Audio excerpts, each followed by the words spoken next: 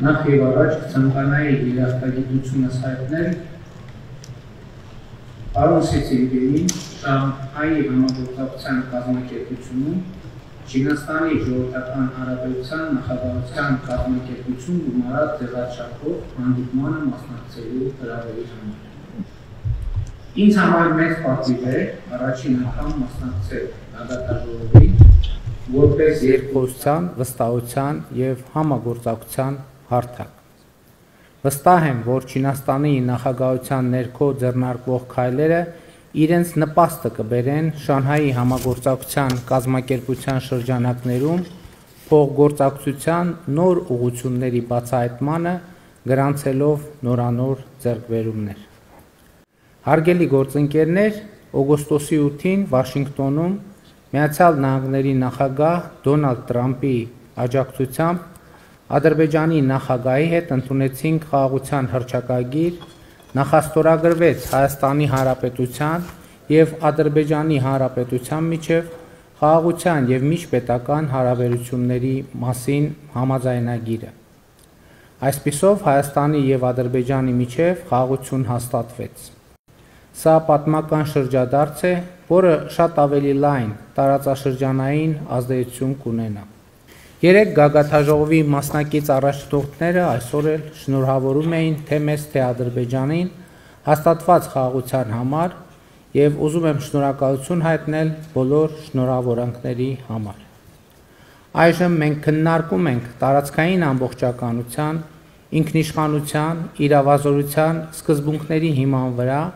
մեր երկու երկրների միջև տրանսպորտային հաղորդակցությունների բացման հարցը։ Այս ջանքերը կներառեն Ադրբեջանի Հանրապետության հիմնական մասի եւ Նախճեվանի ինքնավար հանրապետության միջև Հայաստանի Հանրապետության տարածքով անխոչնդոտ հաղորդակցությունը, Հայաստանի Հանրապետության համար միջազգային եւ ներպայտական հաղորդակցության փոխադարձ առավելությունները։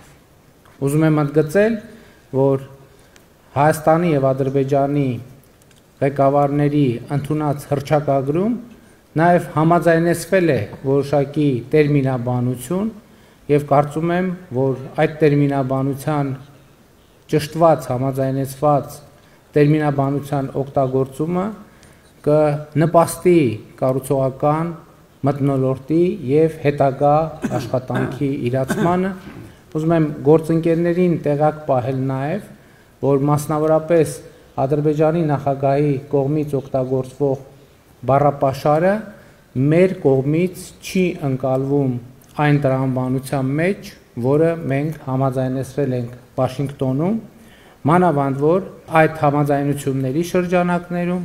Հայաստանի Հանրապետությունը եւ Ամերիկայի Միացյալ Նահանգները կիրականացնեն հաղորդակցության ներդրումային ծրագիրը, որը կոչվում է Թրամփի ուղի հանուն միջազգային խաղաղության եւ բարգավաճման, որը այս ծրագիրը բխում է Հայաստանի Հանրապետության խաղաղության խաչմերուկ նախագծից, որի վերաբերյալ Հայաստանի Հանրապետությունը եւ Միացյալ Նահանգները ստորագրեցին երկկողմ հուշագիր այդ նախագիծը զարգացնելու եւ այդ նախագծում ներդրումներ անելու ուղղությամբ։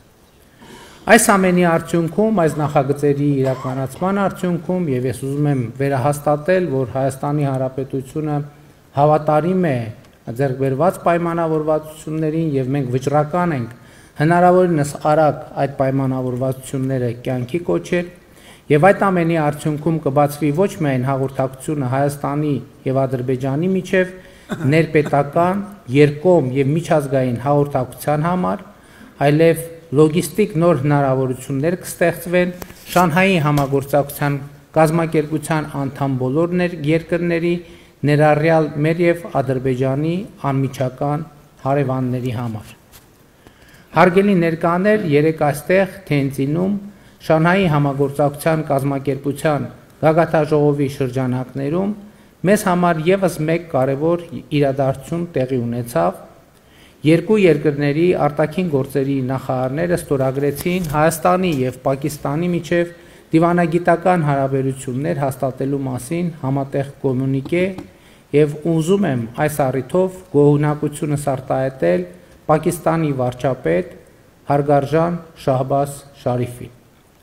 Հարգելի գործընկերներ, այս տարի Չինաստանի նախագահությունը անցկացվում է Շանհայի համագործակցության կազմակերպության կայուն զարգացման տարի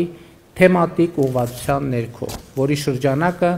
ընդգրկում է նաև կենսաբազմազանության և բնական միջավայրի առջև ծառացած հրատապ մարտահրավերների հասցեագրումը որպես կայուն զարգացման և գլոբալ բնապահպանական օրակարգի ևս մեկ կարևոր բաղադրիչ։ Որպես 2026 թվականին ՄԱԿ կենսաբազմազանության մասին կոնվենցիայի կողմերի COP17 համաժողովը հյուրընկալող և նախագահող երկիր, Հայաստանը ամենայն ջանքեր կգործադրի նպաստելու կոնվենցիաների, դրանց արձանագրությունների և գլոբալ շրջանակի նպատակի առաջ խաղացմանը։ Հայաստանը կարևորում է բազմակողմ հարթակների շրջանակներում համագործակցությունը որպես բազմաշերտ երկխոսության, հանդուրժողականության, փոխըմբռնման, մարդու իրավունքների պաշտպանության և համագործակցության խթանման կարևորագույն գործիք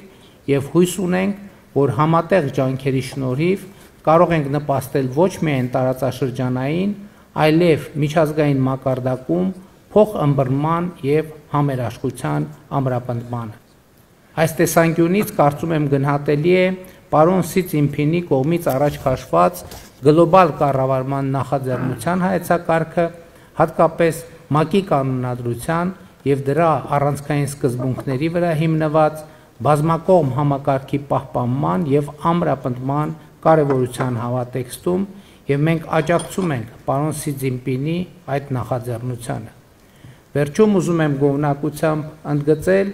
որ այս համաժողովը, գագաթնաժողովը պատմական է նաև Հայաստանի և Չինաստանի հարաբերություններում, որովհետև մենք նախագահ Սի Ցզինփինի հետ ընդունեցինք հայտարարություն արձանագրելով, որ Հայաստանի և Չինաստանի համագործակցությունը զարգացել և հասել է ռազմավարական գործընկերության մակարդակի, և ես համոզված եմ այդ հենքի վրա մեր երկրների հարաբերությունները առաջիկայում էլ ավելի կզարգանան։ Շնորհակալ եմ։